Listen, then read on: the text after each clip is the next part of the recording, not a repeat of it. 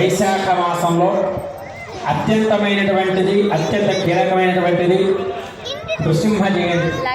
కుతేతు వరవదేవో త్రేతాయా రఘునందన ద్వాపరయో రఘుకృష్ణశ్చ కలౌ వెంకటేశ శాస్త్రం చెప్పబడుతోంది.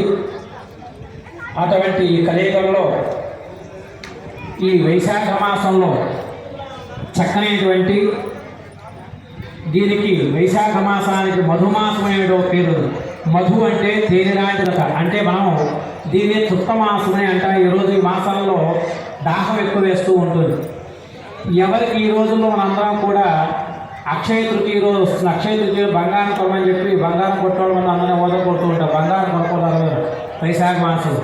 ఒక సద్బ్రాహ్మడికి చక్కనైనటువంటి ఒక బాండంలో కొత్తది దీన్ని కుండం తీసుకుని దాంట్లో నీళ్లు పోసి ఆయన కాళ్ళు కడిగి విసులుగా చక్కగా పంచాకన్నా మామిడి పళ్ళు ఇస్తే మనకి గతించిన తర్వాత ఈ మనం ఏదైతే దానం చేసామో జలదానం చేశామో ఆ దానం దాని చూపిస్తుందట. దీన్నే మధుమాసం అన్నారు. అత్యంత పుణ్యమాసంలో మాసానాం మార్గశీర్షోహం వైనతేయస్య పక్షిణాం. మార్గశిర మాసంలో విష్ణుమూర్తి ప్రీతికరమైన మాసం ఉంది.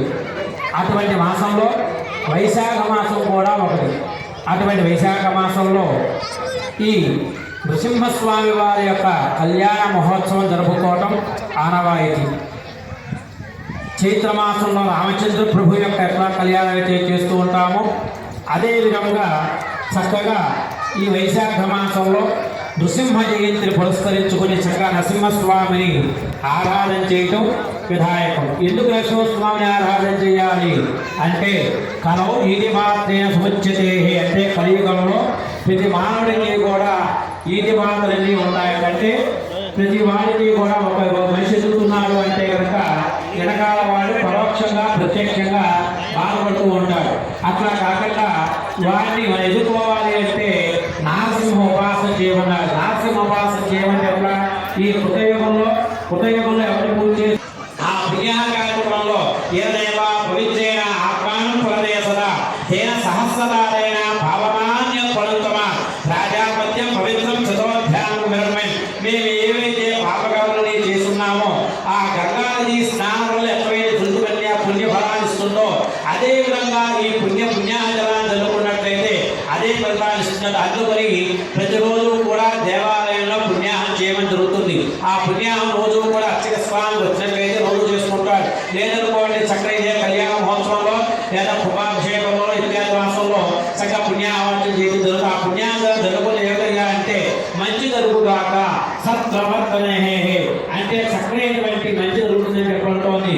అటువంటి పుణ్యాహకారం అయిపోయింది. తర్వాత ఏం జరుగుతుందయ్యా అంటే ఇక్కడ ఆదిత్య నవగ్రహ దేవతని కూడా జరుగుతూ ఆవాహన చేస్తున్నా.